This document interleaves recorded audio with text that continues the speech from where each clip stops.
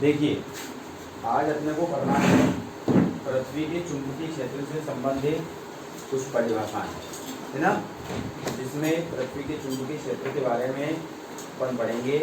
सबसे पहली बात तो ये होती है कि पार्थिव चुंबकत्व क्या होता है। हमारी जो पृथ्वी है, पृथ्वी एक चुंबक की तरह व्यवहार करती है। चुंबक की तरह व्यवहार क्यों करती है? उसका कारण ये है कि पृथ्वी का जो गर्भ है, मतलब पृथ्वी के नीचे बहुत सारे चुंबकीय पदार्थ है, मतलब पृथ्वी के अंदर भी चुंबक है। पृथ्वी के अंदर क्या है? चुंबक है, जिसके कारण पृथ्वी एक चुंबक की तरह व्यवहार करती है। जिसका उत्तरी ध्रुव माना जाता है उत्तर में, यानी कि इधर उत्तर दिशा है तो उत्तर में उत्तरी ध्रुव माना जाएगा, और इधर दक्षिण है तो इधर माना जाता है दक्षिण। बात यह आती है कि चुंबक का उपयोग हम किस कार्य के लिए करते हैं? चुंबक का उपयोग करते हैं सबसे पहले दिशा के लिए, मतलब दिशा के ज्ञान के लिए अपन चुंबक का उपयोग करते हैं। अब दिशा का ज्ञान कैसे होता है? तो देखिए, अपन ने मान लिया कि चुंबक का उत्तरी ध्रुव उत्तर में और दक्षिणी ध्रुव दक्षिण में। मतलब जब भी अपन एक चुंबक को स्वतंत्रता पूर्वक लटकाते हैं तो क्या होता है? वो उत्तर दक्षिण दिशा में ठहरता है। तो जिधर उसका उत्तरी ध्रुव होगा, मतलब जिधर चुंबक का उत्तरी ध्रुव रहेगा उधर उत्तर दिशा होगी, जिधर दक्षिणी ध्रुव रहेगा उधर दक्षिण दिशा होगी। जब अपने को उत्तर और दक्षिण दिशा का पता लग जाता है तो जिधर से सूर्य उदय होता है वो दिशा कौन सी होती है? पूर्व, और जिधर अस्त होता है वो पश्चिम। मतलब दो दिशाओं का ज्ञान तो हमें सूर्य के माध्यम से हो रहा है, बाकी जो दो दिशाएं बच रही हैं उसका ज्ञान अपन काय के माध्यम से प्राप्त कर सकते हैं? चुंबक के माध्यम से। अब जैसे कि मान लिया जाए इधर उत्तर दिशा है तो उत्तरी ध्रुव, इधर दक्षिण दिशा है तो दक्षिणी ध्रुव। यहाँ पर मैंने ये जो उत्तर और दक्षिण दिशा बनाई है, दरअसल ये चुंबक की दिशा नहीं है। ये किसकी दिशा है? हमारी भौगोलिक दिशा है, जो अपन मानते हैं हमारी पृथ्वी की दिशा है ना। भूगोल किसको बोलते हैं? पृथ्वी को। तो यहाँ पर देखिए,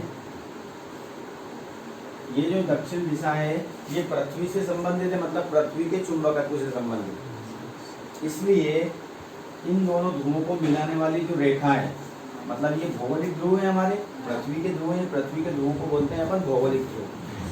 पृथ्वी के ध्रुवों को क्या बोलते हैं? भौगोलिक ध्रुव बोलते हैं। इसलिए इन दोनों ध्रुवों को जो लाइन मिला रही है, इस लाइन को बोला जाता है भौगोलिक अक्ष। इसको क्या बोलते हैं? इसको भौगोलिक अक्ष। आई बात यहाँ तक समझ में? होता क्या है, जब भी अपन ने चुंबकन क्षेत्र पढ़ा है कि चुंबकन क्षेत्र वो क्षेत्र होता है जिसमें किसी भी पदार्थ को रखने पर वो चुंबक बन जाता है। तो पृथ्वी के अंदर भी चुंबक है। पृथ्वी के अंदर भी यदि अपन कोई सा एक लोहे की वस्तु को बहुत समय तक रख देते हैं तो वो वस्तु भी कुछ समय बाद क्या बन जाती है? चुंबक। क्यों बनती है वो चुंबक? क्योंकि अगर पृथ्वी के अंदर चुंबक नहीं होता तो वो चुंबक नहीं बनती, मतलब उसके अंदर कोई चुंबकीय क्षेत्र नहीं होता। ठीक है ना। जब अपन पृथ्वी के अंदर वस्तु को रखते हैं तो वो चुंबक बन जाती है, क्योंकि पृथ्वी के अंदर चुंबक है। पृथ्वी के अंदर अगर चुंबक नहीं होता तो किसी भी वस्तु को अपन पृथ्वी के अंदर अगर रखते तो उस पर चुंबकत्व का कोई असर नहीं होता। लेकिन पृथ्वी के अंदर चुंबक होने के कारण जब हम किसी लोहे की वस्तु को पृथ्वी के अंदर रखते हैं तो वो कुछ समय बाद क्या बन जाती है? चुंबक। ठीक है ना। इस बात की पुष्टि होती है कि मतलब इस बात से जब अपन किसी भी वस्तु को पृथ्वी के अंदर रखते हैं और वो चुंबक बन जाती है तो इस बात से ये पता लगता है कि हाँ, पृथ्वी के अंदर चुंबक है।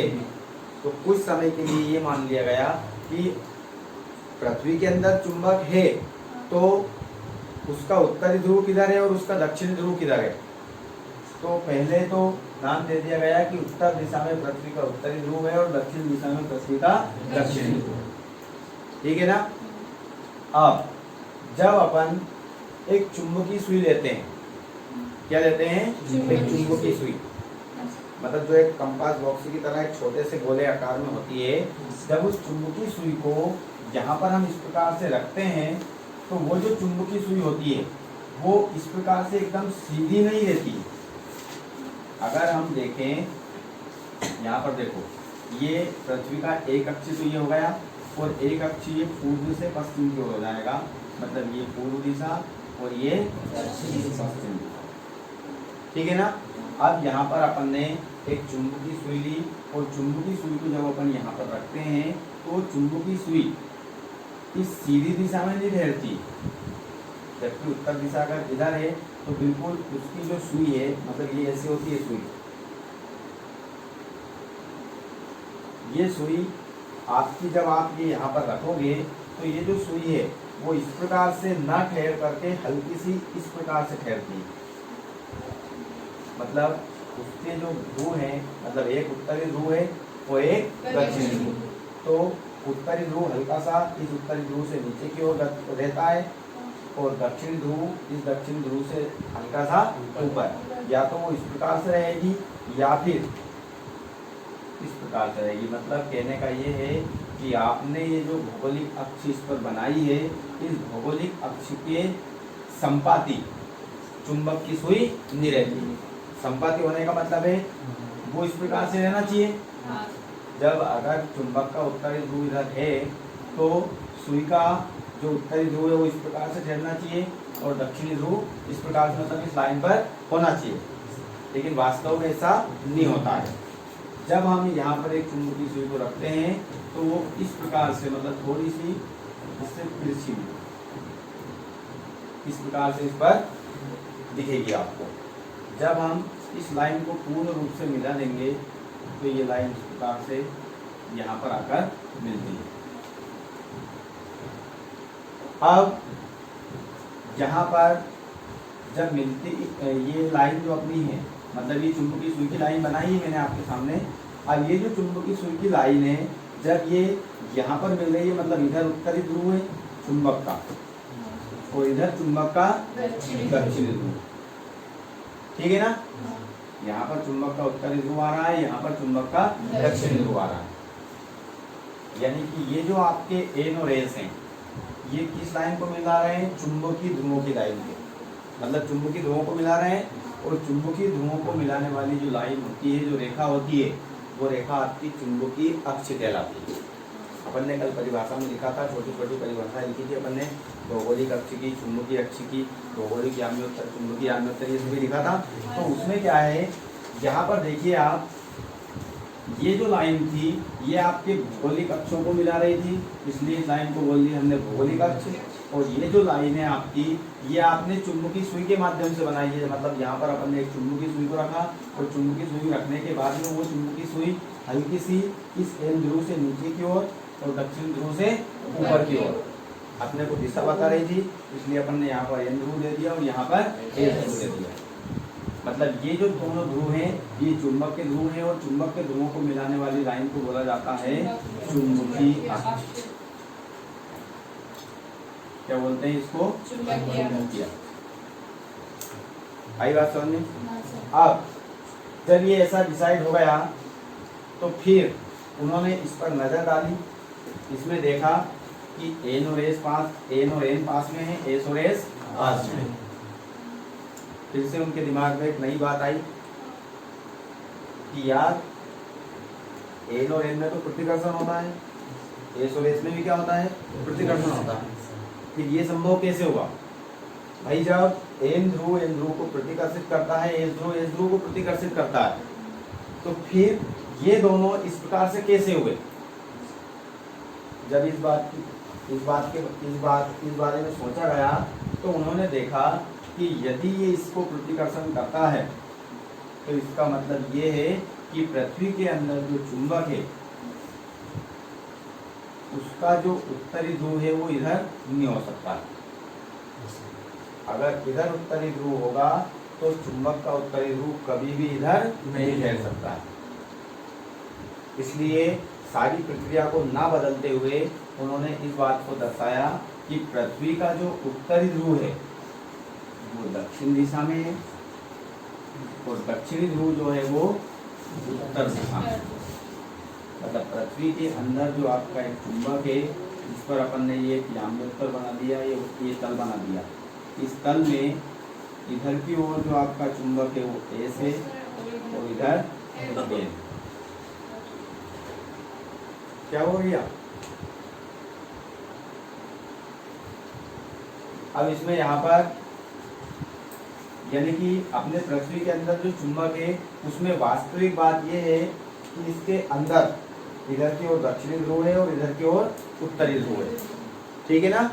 तो अब यहाँ पर मैंने ये जो तल बनाया है इस अक्ष के लंबवत है तल। ये जो लाइन है ये लाइन क्या कहलाती है आपकी? भौगोलिक अक्ष। इस भौगोलिक अक्ष के ऊर्ध्वाधर अपन ने ये तल बना दिया और इस तल को बोला जाता है भौगोलिक याम्योत्तर। क्या बोलते हैं इसको? भौगोलिक याम्योत्तर। इसकी परिभाषा में हमने लिखा भी है कि भौगोलिक अक्ष के लंबवत जो ऊर्ध्वाधर तल बनाया जाता है उस ऊर्ध्वाधर तल को भौगोलिक याम्योत्तर कहते हैं। ठीक है? इसके बाद में जैसा अपन ने तल यहाँ पर बनाया है वैसा ही तल अपन इस चुंबकीय अक्ष पर भी बना सकते हैं। इस पर बना सकते हैं चुंबकीय अक्ष पर। तो जो तल जैसे ये इस प्रकार से ये किस अक्ष पर बना है? भौगोलिक अक्ष पर। ये वाला जो मैंने तल बनाया है ये किस पर बना हुआ है? भौगोलिक अक्ष पर। इसी प्रकार यदि अपन इस चुंबकीय अक्ष पर इस प्रकार का कोई सा ऊर्ध्वाधर तल बनाते हैं तो वो वाला जो तल होगा वो तल क्या कहलाएगा आपका? चुंबकीय याम्योत्तर। क्या कहलाएगा? चुंबकीय याम्योत्तर। ठीक है? इसके बाद में तीसरी जो परिभाषा आती है, तीसरी परिभाषा है हमारी भौगोलिक निरक्ष की। तो इस भौगोलिक अक्ष के लंबवत जो वृत्त बना रहता है, ये भौगोलिक अक्ष है आपकी। भौगोलिक अक्ष के लंबवत जो तल बना रहता है, मतलब जो वृत्त बना रहता है उसको भौगोलिक अक्ष कहते हैं। इसी प्रकार चुंबकीय निरक्ष के लिए भी हम यही परिभाषा बोल सकते हैं कि चुंबकीय अक्ष के लंबवत जो वृत्त बना रहता है, मतलब सबसे बड़ा वृत्त, उस वृत्त को बोलते हैं चुंबकीय निरक्ष। वृत्त मतलब निरक्ष। तो यहाँ पर देखिए ये जो निरक्ष की बात है, मतलब इस वृत्त की बात है, तो ये वृत्त तो दोनों के लिए ही है। मतलब इस भौगोलिक अक्ष के लिए भी यही वृत्त है और चुंबकीय अक्ष के लिए भी यही वृत्त है। तो दोनों के लिए अपन परिभाषा इसके लिए भी, मतलब इसको अपन भौगोलिक निरक्ष भी बोल सकते हैं, भौगोलिक निरक्ष और चुंबकीय निरक्ष, क्योंकि ये दोनों ही अक्षों के लंबवत है। ये वाला जो वृत्त बना हुआ है ये वृत्त इस चुंबकीय अक्ष के लंबवत भी है और भौगोलिक अक्ष के लंबवत भी है। ठीक है ना? यानी कि चुंबकीय अक्ष के लंबवत जो वृत्त बनाया जाता है उस वृत्त को भौगोलिक निरक्ष या चुंबकीय निरक्ष कहते हैं। ठीक है ना? अब यहाँ पर इस प्रकार से जो अपन ने रखा तो इसमें होता क्या है वास्तव में, जैसे ये आपका निरक्ष, इस निरक्ष में ये आपके भौगोलिक अक्ष हो गए, एक इधर एस हो गया, इधर एन हो गया। ये भौगोलिक ध्रुव है अपने, मतलब पृथ्वी के चुंबक के ध्रुव। अब इनके ध्रुव में जब अपन यहाँ से अपन एक चुंबकीय सुई को चलाना प्रारंभ करते हैं, जैसे यहाँ पर आपके चुंबक का एस ध्रुव है, यहाँ पर एन ध्रुव है। यहाँ पर जब अपन चुंबकीय सुई को रखते हैं तो इस प्रकार से गति बताती है। यहाँ रखोगे इस प्रकार से आएगी, यहाँ पर रखेंगे अपन तो इस प्रकार से। जब अपन चुंबकीय सुई के माध्यम से एक बल रेखा का निर्माण करते हैं तो ये बल रेखा इस प्रकार से खिंचाती हुई इधर आएगी, यहाँ पर आएगी और यहाँ पर जैसे ही पहुँचेगी वो, तो वो डायरेक्ट इधर सीधी न जाके वो इधर घूम जाती है। इधर घूम जाती है वो इसके अंदर की ओर। अंदर की ओर क्यों घूमती है? क्योंकि इधर यहाँ पर आपके पृथ्वी का दक्षिणी ध्रुव रहता है और ये जो चुंबक का उत्तरी ध्रुव है वो दक्षिणी ध्रुव की ओर आकर्षित होता है, जिस कारण से जैसे ही हमारी चुंबकीय सुई यहाँ पर आएगी तो इस दक्षिणी ध्रुव की ओर आकर्षित होने लग जाएगी। अब यहाँ पर आपको दो चीजें दिख रही होंगी, ये वाली जो लाइन है, ये वाली लाइन ये भौगोलिक अक्ष है, ये वाली जो लाइन है वो चुंबकीय अक्ष है।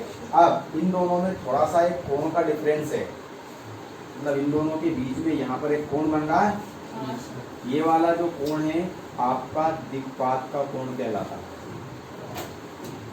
किसका कोण कहलाता है? ये दिक्पात का कोण, ये वाला, जिसको हम काय से दर्शाते हैं? अल्फा। ये अपन ने लिखा भी है कि किसी स्थान पर चुंबकीय याम्योत्तर और भौगोलिक याम्योत्तर के बीच में जो कोण बनता है उसे क्या बोलते हैं हम? दिक्पात का कोण। दिक्पात का कोण, ठीक है ना? दिक्पात के कोण की परिभाषा याद रखनी है आपको कि चुंबकीय याम्योत्तर और भौगोलिक याम्योत्तर के बीच में जो कोण बनता है उसे दिक्पात का कोण कहते हैं। इसका मान अलग अलग स्थानों पर अलग अलग रहता है, ठीक है? ये दिक्पात का कोण हो गया। इसके बाद में दूसरी चीज आती है आपकी नमन कोण या नति कोण।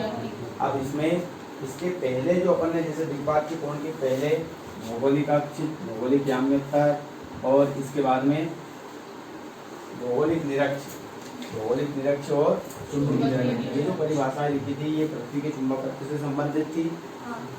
इसके बाद में दिक्पात कोण, नमन कोण और पृथ्वी के चुंबकीय क्षेत्र की तीव्रता, ये जो तीन परिभाषाएं लिखी है इन्हें भूचुंबकीय तत्व कहा जाता है।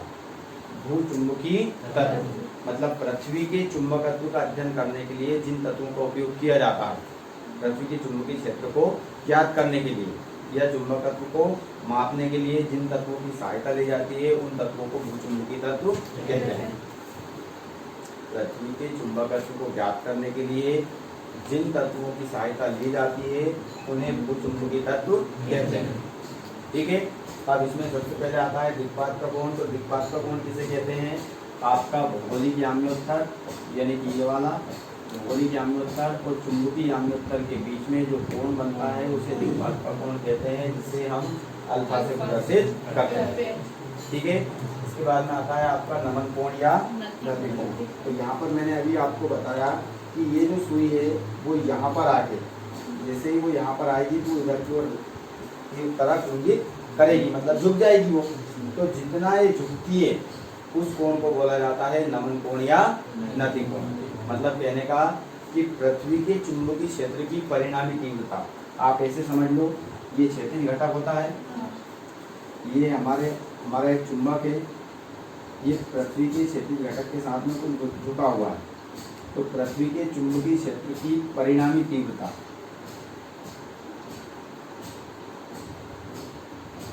पृथ्वी के चुंबकीय क्षेत्र की परिणामी तीव्रता क्षैतिज तल के साथ जो कोण बनाती है, ये पृथ्वी के चुंबकीय क्षेत्र की परिणामी तीव्रता हो गई आई। इसको दर्शाया जाता है आई से। पृथ्वी के चुंबकीय क्षेत्र की परिणामी तीव्रता को आई से दर्शाते हैं हम आई से। तो ये इस क्षैतिज तल के साथ में जो कोण बनाती है उसे बोला जाता है नमन कोण या नति कोण। ये अपन ने नमन कोण की परिभाषा में लिखा है। नमन कोण का जो मान होता है वो निरक्ष पर, ये निरक्ष है, ये जो वृत्त बना हुआ है ना, ये वृत्त क्या है? निरक्ष है। तो भौगोलिक निरक्ष पर इस नमन कोण का मान 0 डिग्री होता है और चुंबकीय ध्रुवों पर या भौगोलिक ध्रुवों पर, ये भौगोलिक ध्रुव है और ये चुंबकीय ध्रुव है, इन पर यदि नमन कोण का मान निकाला जाता है तो इनका मान कितने डिग्री आता है? 90 डिग्री। याद रखना है, ऑब्जेक्ट में पूछा जाता है। अगर इस निरक्ष पर होते ही कि अपन बात करते हैं तो वहाँ पर नमन कोण का मान कितना आता है? 0 डिग्री। क्यों आता है? क्योंकि जब अपन चुंबकीय सुई को इस प्रकार से ले जाते हैं तो ये इसके समांतर होती है सतह के, ये इसके समांतर है, तो इसलिए इन दोनों के बीच में कितने डिग्री का कोण बनेगा? 0 डिग्री का। लेकिन जैसे ही वो यहाँ पर इस प्रकार से झुकेगी तो इनके बीच में कितने डिग्री का कोण बनेगा? आई बात समझ में? तो कहने का मतलब है कि भौगोलिक निरक्ष पर या भूचुंबकीय निरक्ष पर नमन कोण का मान 0 डिग्री होता है और ध्रुवों पर यानी कि N और S पर नमन कोण का मान 90 डिग्री होता है। ये आपके नमन कोण, दिक्पात कोण सभी की परिभाषा हो गई। एक और भूचुंबकीय तत्व होता है, वो होती है पृथ्वी के चुंबकीय क्षेत्र की तीव्रता। पृथ्वी के चुंबकीय क्षेत्र की जो तीव्रता होती है वो 2 घटकों में बटी रहती है। कितने घटक होते हैं उसके? 2 घटक, एक तो क्षैतिज घटक और एक ऊर्ध्वाधर घटक। जैसे कि ये आपका क्षैतिज घटक है और ये आपका ऊर्ध्वाधर घटक, ठीक है ना। और ये हो जाएगी आपकी पृथ्वी के चुंबकीय क्षेत्र की परिणामी तीव्रता। ये पृथ्वी के चुंबकीय क्षेत्र की परिणामी तीव्रता, इसको दर्शाते हैं अपन आई से। अब यहाँ पर हमने लिखा है कि पृथ्वी के चुंबकीय क्षेत्र की जो परिणामी तीव्रता होती है वो दो घटकों में बटी रहती है, एक तो क्षैतिज घटक होता है और एक ऊर्ध्वाधर घटक होता है। जो क्षैतिज घटक होता है मतलब जो आड़े रूप में होता है उसको क्षैतिज तीव्रता कहते हैं, जिसको एच से दर्शाते हैं। और जो खड़े रूप में होता है उसको बोला जाता है ऊर्ध्वाधर तीव्रता। क्या बोलते हैं उसको? ऊर्ध्वाधर तीव्रता, यानी कि ये वाली तीव्रता। ये तो हो गया क्षैतिज घटक और ये हो जाएगा आपका ऊर्ध्वाधर घटक, हो जाएगा ऐसा। अब इसको हमने इससे मिला दिया और इस प्रकार से राय वर्गाकार रूप बन गया। जब यहाँ पर ये क्षैतिज घटक की तीव्रता है तो ये तीव्रता भी आपकी क्षैतिज घटक की तीव्रता होगी, ये ऊर्ध्वाधर घटक की तीव्रता है, ये परिणामी तीव्रता, और ये यहाँ पर बनेगा आपका नमन कोण या नति कोण, ठीक है ना। इस पूरे वर्ग को हम नाम दे देते हैं ओ ए बी सी, दे दिया। अब आपको इसमें चार चीजें दिख रही होंगी, H I V theta. H क्या है? क्षैतिज घटक की तीव्रता है, मतलब क्षैतिज तीव्रता है। वी मतलब ऊर्ध्वाधर तीव्रता। ये पृथ्वी की चुंबकीय क्षेत्र की परिणामी तीव्रता है। क्या ये? किसकी? पृथ्वी के चुंबकीय क्षेत्र की परिणामी तीव्रता।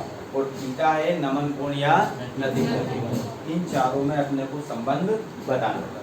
तो अब मैं आपके सामने इसको क्रॉस कर दूंगा और अब हम केवल इन तीनों में किताबों में संबंध निकालेंगे।